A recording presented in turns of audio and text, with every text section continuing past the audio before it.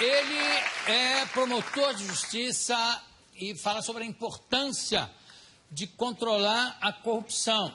Roberto Liviano, venha para cá.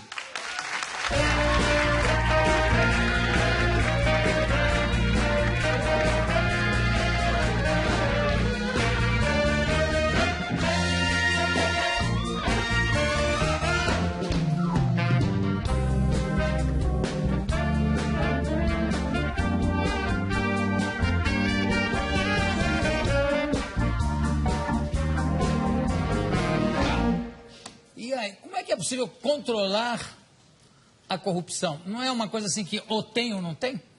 Não, em primeiro lugar, realmente, o termo correto é controlar. Porque muitas pessoas pensam, é necessário acabar com a corrupção. Isso é algo impossível, né? Da mesma maneira que a desigualdade entre as pessoas, a violência, são coisas que você não extingue, você controla. E para controlar, você precisa ter planejamento, precisa ter estratégia, precisa ter vontade política dos governantes para realmente implementar medidas voltadas para o controle da corrupção. E existem muitas coisas importantes que podem ser feitas que têm um papel fundamental para que a corrupção seja mais controlada. Você sabe que tem um livro do Gore Vidal, que é um grande historiador e romancista americano, jornalista também, enfim. Ele tem um livro que se chama Inventando uma Nação, que é sobre o começo, a formação dos Estados Unidos. E ele fala que sem a corrupção não teria sido possível criar aquele Estado. Fala do Hamilton, enfim, dos famosos pais da pátria. Mas se não tivesse um certo nível de corrupção, não teria sido formado, a nação não teria sido formada. Isso é um fundo de verdade, quer dizer, tem um nível de corrupção, ou num momento de uma nação que é preciso ter a corrupção para botar óleo nas engrenagens? Não precisamos exagerar, né? Essa coisa de Sim, pequeno nível, né? Infelizmente, no Brasil, esses níveis têm sido, infelizmente, muito altos e as pessoas têm uma sensação de impunidade, de uma corrupção endêmica, espalhada, né? Sim. Aliás, é interessante você citar o caso dos Estados Unidos, porque quem estuda o tema da corrupção, ela verifica que ela tem, na verdade, raízes históricas no Brasil, né? A corrupção aqui, desde a colonização do sistema de capitanias que se implementou aqui, criou um modelo muito ruim para nós e totalmente diferente do americano, em que as pessoas foram para lá para construir um país. E as pessoas vieram para cá para saquear as riquezas, né? Então, desde o início dos tempos aqui no Brasil, nós temos uma questão muito complicada, que é a perda da linha divisória entre o público e o privado, né? Infelizmente, no setor público, as pessoas acabam se apropriando, né, dos interesses e há uma mistura desses interesses. Eu costumo sempre lembrar, quando falo desse tema, um tempo atrás, um prefeito acusado de nepotismo, ele entrevistado por uma repórter, muito tranquilamente, ela indagou a ele sobre uma acusação de nepotismo, né? Falou, mas o senhor está contratando parentes e tal? Não, mas isso tem fundamento bíblico. Está no Evangelho de Mateus, primeiros teus, né? Quer dizer, as pessoas têm uma tamanha cara de pau, uma tamanha disfarçatez para justificar o injustificável, e é importante as pessoas enxergarem que nepotismo é uma das formas gravíssimas de corrupção. Agora, eu vou aproveitar que a Sandra está aqui conosco. Nesses anos todos de jornalismo, quantas matérias sobre corrupção, ou todo mês tem uma matéria nova sobre corrupção? A gente está assistindo agora, né, Jô, CPI do Cachoeira, a gente está assistindo ao início do julgamento do Mensalão. É uma atrás da outra, é uma tristeza. A gente espera que um dia... acabar, a gente sabe que não acaba. Mas será que vergonha na cara? Ninguém tem, não? Mas você já noticiou alguma notícia sobre punição à corrupção? Sim. É que a gente não vê na mesma proporção, claro, né, a punição, infelizmente. Mas há punição, sem dúvida nenhuma que há e tem que haver, né? Para que as pessoas tenham um pouquinho de medo, pelo menos, né? Tá certo. Mas voltando aqui ao assunto do nepotismo, e se a pessoa tiver, por exemplo, é possível acusar o presidente Kennedy de nepotismo pelo fato do irmão deles, Robert Kennedy, era o o ministro da Justiça, vamos dizer assim? Então, veja, Jô, o direito tem uma regra de ouro, né, que nós devemos usar sempre, que é a regra da razoabilidade. O direito é, acima de tudo, razoabilidade e bom senso. Né? Eu não vou dizer a você que seja impossível que alguém admita como ministro, como auxiliar direto, que tenha realmente bagagem e mérito para exercer essa função. Né? O que não pode haver é abuso desta prerrogativa. Não, eu sei, mas digo, mas não é, quer dizer, não é necessariamente... Não, não. O presidente da República pode convidar um irmão para ser ministro de Estado. Né? O que não pode haver, e isso é que é intolerável, é o abuso dessa situação, a contratação exagerada, em que as pessoas não tenham mérito para ocupar essas funções. Né? Isso aqui raramente acontece, né? Um ministro que não seja especialista na sua área. Infelizmente o Brasil tem assistido a muitos exemplos. Aqui a gente vê que o ministro serve para um lado, para o outro, para o outro, para o outro. Pois é, mas Por você sabe, Porque ele é amigo do presidente, ou do partido tal, enfim. Uma questão importante, que é muito importante destacar isso, a corrupção ela não acontece só no plano público, né? Porque as pessoas têm uma visão que a corrupção é um desvio de poder, é uma apropriação de algum interesse, de algum bem, praticada na esfera pública. Mas na esfera privada, há corrupção. O síndico do condomínio que superfatura uma compra e desvia dinheiro dos moradores, ele está praticando corrupção privada. Quando num contrato entre empresas há uma comissão subterrânea que alguém recebe de maneira paralela, escondida, essa é uma forma de corrupção. Quando alguém vai furar fila no restaurante, dá dinheiro ao maître para poder passar na frente dos outros, é uma forma de... É deselegante, exatamente. É deselegante. Aliás, a corrupção, se a gente verificar o sentido da palavra, ela tem um sentido de apodrecimento dos costumes, de desonestidade. Né? Esta ação que está sendo empreendida pelo movimento do Ministério Público Democrático, essa campanha Não Aceito Corrupção, ela tem essa ideia de contribuir um pouco para a mudança da cultura, né? Para que as pessoas possam resgatar o seu poder de indignação em relação a isso. Não se manterem impassíveis diante da corrupção. Realmente gritarem, protestarem. Há pesquisas que mostram que as pessoas estão mais preocupadas. Esse assunto se tornou mais relevante, as pessoas estão prestando mais atenção, mas é necessário ir muito além, porque infelizmente o Brasil ele tem uma indústria da corrupção. Termina um escândalo, já surge outro. Inclusive, às vezes se fala que os escândalos eles são fabricados para apagar os outros, né? Para tirar de cena outros escândalos.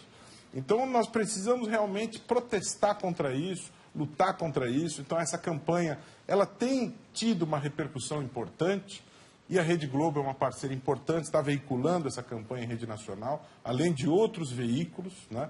Ela foi criada pela FLEG Comunicação, do Augusto Diegues, que é um parceiro de longa data dessas ações ligadas ao Ministério Público Democrático, ao próprio Ministério Público. E nós acreditamos nisso. O promotor ele precisa trabalhar na punição, investigar, punir, processar. Isso é fundamental. Mas nós precisamos sair do gabinete também e conversar com o povo e mostrar o que é certo, o que é errado, mostrar que a corrupção gera dano à educação, à saúde. Mostrar... Eu acho que as pessoas sabem disso. Né, mas às vezes tem aquele papo, claro. Mas sempre foi, isso é assim, varia só o tamanho da comissão, mas sempre há e tal. Agora, você falou como promotor, sim. Você já sofreu alguma ameaça no júri? Já foi ameaçado, Jô. Não é algo, é importante dizer que não é algo comum, não é algo frequente no Brasil. No Brasil não há essa cultura de ameaçar o juiz ou o promotor, mas de vez em quando acontece. Eu acusei um sujeito que na época estava preso no Carandiru, ainda havia o Carandiru, e a acusação contra ele era de tentativa de homicídio. Né? E ele levou a namorada no julgamento para mentir, inventar uma história para inocentá-lo. Né? E aquela namorada, ele tinha sido o primeiro homem da vida dela, e ela descaradamente inventando um monte de coisas no plenário. E eu, como promotor, tive que desmascará-la, né? E mostrar as incongruências, mostrar que ela estava mentindo, né? E a vítima, era uma tentativa, a vítima prestou depoimento também, o acusou. Ao final, ele foi condenado. Foi condenado, foi embora. No dia seguinte, os policiais que o levaram de volta para o presídio, vieram ao meu gabinete e disseram que ele estava muito revoltado nesse trajeto, disse que ia fugir da cadeia, arrumar uma metralhadora e ia matar a mim promotor e a vítima. Eu vou dizer a você, Jô, que eu me considero uma pessoa corajosa. Aliás, para ser promotor não dá para ser covarde, né? Mas, durante algumas semanas, quando tinha fugas no Carandiru, eu conferia a lista. Eu dava uma olhadinha na lista. Hoje eu nem lembro o nome desse réu. Não, e também procurar se tinham roubado alguma metralhadora. Não, assim. isso eu não cheguei a conferir, mas as listas de fuga eu dava Como é que é a história do rapaz que tentou, dos ladrões que queriam se vingar de um contrabandista? Essa história é muito engraçada. Essa é uma história que eu tive como promotor criminal, que eu atuo aqui no Fórum Criminal, né? Um grupo queria se vingar de um contrabandista que tinha passado a perna neles. Aí se juntaram para ir assaltar a casa dele, né? Mas tiveram uma informação errada. E aí chegou lá, viram que não era a casa dele, tinha dado tudo errado. Bom, já que estamos aqui, vamos assaltar. Entraram numa casa, uma família de japoneses na Liberdade, né? Só que a coisa que começa errada, um dos membros da família conseguiu escapar e chamou a polícia. E eles foram presos em flagrante lá. Estão respondendo a processo, o juiz interroga, etc. e tal. Aí chegou a minha vez de fazer as perguntas para o réu. Né? Aí o réu, não, realmente, a gente entrou na casa, a gente levou as coisas da família, mas tem uma coisa, a gente não estava armado. Eu só ouvindo ele falando aquelas coisas, falei, aí chegou a minha vez de perguntar, falei, então, vocês foram se vingar de um perigoso contrabandista, foram na casa dele, vocês todos já com várias condenações, foram em grupo, e foram desarmados. O senhor quer que eu acredite nisso? O senhor não percebe que isso, inclusive, depõe contra a sua imagem de ladrão? Aí, aquilo pegou fundo. Não, o senhor tem razão, é verdade. A gente estava armado, sim, com medo da repercussão. Claro, ficar mal na ficha para os colegas. Complicado, né? E tem uma história de um rapaz que tentou roubar um salão de beleza? Essa é uma história interessante também. Há uma novidade no mundo do direito penal, que é a justiça restaurativa. O que é isso? É a ideia de você tentar aproximar a vítima do agressor com o objetivo de pacificar a sociedade, estabelecer um diálogo entre eles e permitir que ele se explique, que eles dialoguem, o que não Mas também depende do nível de agressão, né? Exatamente. Obviamente que depende da disposição das pessoas. Isso não pode se aplicar indiscriminadamente. Mas esse caso que você está mencionando era um roubinho bobo. Ele estava desarmado, entrou no salão meio assim, esbaforido. Me dá 20 reais, me dá 20 reais, e simulando que estava armado. Ele, o assaltante, simulando que estava armado. As donas do salão não deram muita fé nele, não deram muita atenção. Ele percebeu que não ia conseguir levar nada, fugiu. Na saída tinha uma viatura da polícia, foi preso em flagrante de roubo. Tempos depois, chegou o julgamento, ele conseguiu um habeas corpus para responder em liberdade, porque ele era primário, tinha bons antecedentes. E aí, quando chegou no dia da audiência, ele demonstrava extremo arrependimento e contou que aquilo foi um fato isolado na vida, etc. Então, não estava armado, não era um homem perigoso, violento, etc. Eu consultei a juíza e a defensora e eu fui conversar tanto com o réu como com a vítima e perguntei se ele se disporia a pedir perdão à vítima, se explicar em relação àquilo e se a vítima estava disposta a ouvi-lo. E os dois concordaram. Né? Ele foi condenado, foi punido, eu não estou entrando nesse mérito. Mas eles, frente a frente, eles puderam conversar sobre aquilo, ela aceitou as desculpas, eles se abraçaram, ela perdoou ele. Quer dizer, você vai pensar, mas que diferença faz? Toda. Porque a razão de ser do direito penal é a busca da paz. E se não houvesse essa dinâmica, as pessoas sairiam de lá revivendo aquele trauma, pesadas, se sentindo traumatizadas por reviver. Ele foi punido. Pegou quantos anos? Ele pegou uma pena pequena porque era uma tentativa de roubo simples, se não me engano, 2 anos. Né? Agora, isso, ou a pessoa condenada a 2 anos e era primário, né? Primário, sem arma. Ele já não sai da prisão com uma especialidade já em roubo ou não? Veja, Jô, é verdade. Não é uma escola? Infelizmente, isso é uma realidade. Por isso, todos os juízes e promotores precisam ter bastante critério, bastante consciência quando colocam uma pessoa na prisão. Tem que se ter claro que a prisão ela é o último cartucho para você lidar com certas situações. Quando você pode usar as penas alternativas, outros tipos de punição. Aliás, eu sou um defensor da pena de confisco para a corrupção. Eu acho que o indivíduo que desvia 100 mil e tem um patrimônio de 10 milhões Vamos recuperar os 100 mil e confiscar os 10 milhões, porque o corrupto sente no bolso o peso da punição.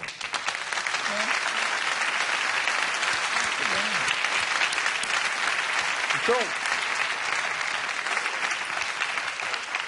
nós precisamos ter extrema consciência, extremo cuidado quando se aplica uma pena de prisão, porque realmente o risco dessa pessoa se deteriorar, dessa pessoa sair muito pior do que entrou é grande. Por isso que quando se fala em reduzir a idade de responsabilização penal de 18 para 16, é necessário ter cuidado quando se diz isso. Porque, na verdade, em vez de colocar a partir dos 18, você já vai colocar a partir dos 16 esse jovem dentro desse sistema, que infelizmente é um sistema agressivo, destrutivo. Não, aí, promotor, me permita não discordar, mas ficar muito em dúvida do criminoso ser julgado pela idade e não pelo crime. Sim. Como acontece em outros países em que a responsabilidade é pelo crime. Porque eu conheço de vários casos de assaltantes de 15 anos de arma na mão que mataram as pessoas. Sim. E aí mataram respaldados no fato de serem menores. Isso é muito complexo realmente, Jô. E é necessário você ter um corte a partir do qual você tem a responsabilidade penal. Né?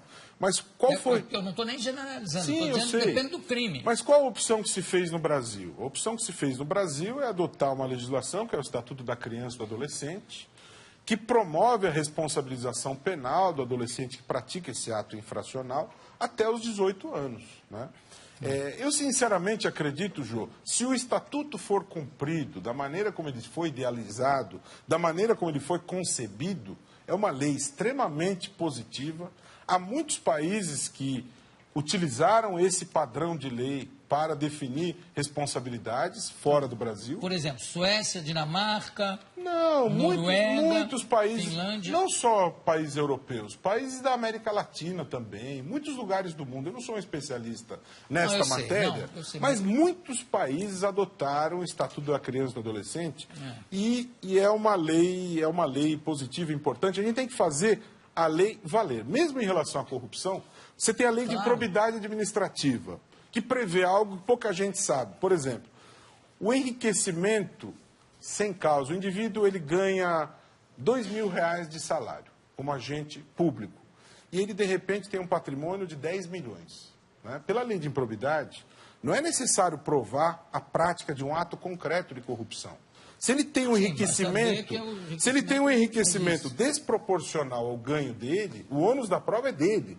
Ele que tem que provar a origem desse patrimônio. Agora, Roberto, deixa eu... Sim. Quero que fique bem claro o seguinte. O fato de você condenar pelo crime e não pela idade não acaba de forma alguma com o Estatuto de Proteção à Criança ou ao Menor. Sim. Só que aí o que vai ser avaliado é o crime que esse menor praticou e não automaticamente ele está exonerado. Eu vou dizer uma coisa a você. As pessoas têm uma visão dessa criminalidade que é aquela que elas percebem pelas informações que elas têm, mas quando você utiliza estabelecimentos do tamanho adequado de 50 adolescentes, e quando há um trabalho feito de maneira individualizada e correta pelo juiz e pelo promotor, os resultados são extraordinários. Há lugares em que você tem 2, 3 anos, nenhuma reincidência criminal. Um trabalho bem feito, pedagogia, trabalho, coisa bem estruturada. Porque a grande maioria dos adolescentes que está dentro do sistema não são esses monstros violentos que se imagina. Não, mas aí é que está. Por isso que eu digo, esses é que deveriam ser julgados pelo crime e não da mesma forma que um rapaz que bateu uma carteira ou roubou uma loja. Isso é claro. Mas é importante saber que quem bate carteira, é difícil você encontrar uma pessoa dessa num presídio. As pessoas acham que tem muita gente presa indevidamente. Não, a maioria não está presa indevidamente. Ou é crime violento, ou é tráfico, tá certo? Ou é estupro, que também é um crime violento. Ou seja, via de regra, as pessoas que estão presas praticaram crimes ou com violência, ou com grave ameaça, ou é um crime gravíssimo, que é o tráfico, né? Entendeu? Bom, foi um prazer e também se for prender todos os corruptos de uma vez só, não vai ter Vamos prisão. mostrar o vídeo do bebê. É muito importante. Vamos ver aqui o vídeo da campanha anticorrupção, por favor. Quem leva vantagem, quem leva comissão, quem leva propina, leva muito mais do que isso. Leva embora a dignidade, a honestidade, a cidadania. Leva embora o futuro do Brasil. Leva tudo. E você não vai fazer nada? Corrupção não leve, não aceite, denuncie. Cidadania, a gente se liga em você. Muito bem.